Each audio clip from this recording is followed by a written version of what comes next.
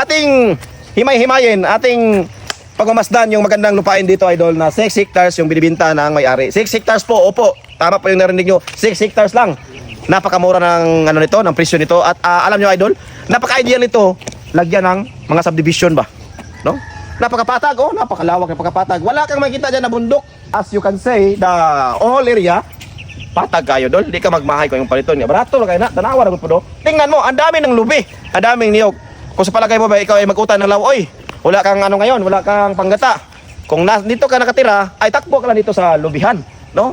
Hindi mo na problema kung masaka-saka ka dyan kasi may mga pulak naman. Ang problema mo na ngayon, yung kaguran. Pero walang problema kasi kapitbahay mo may kaguran. Hindi mo pa binabalik nung panahon pa ng kalag-kalag. O, hindi mo pa binalik yun. So walang problema, kagod ka lang ng kagod dito, oh. O, sa mga mahilig magkagod-kagod dyan. Ano na, ito na yung pagkakataon nyo na marami kayong magkagod ng mga lubi. Kasi daming mga niyog, oh. Daming niyog. Kasama yung baka.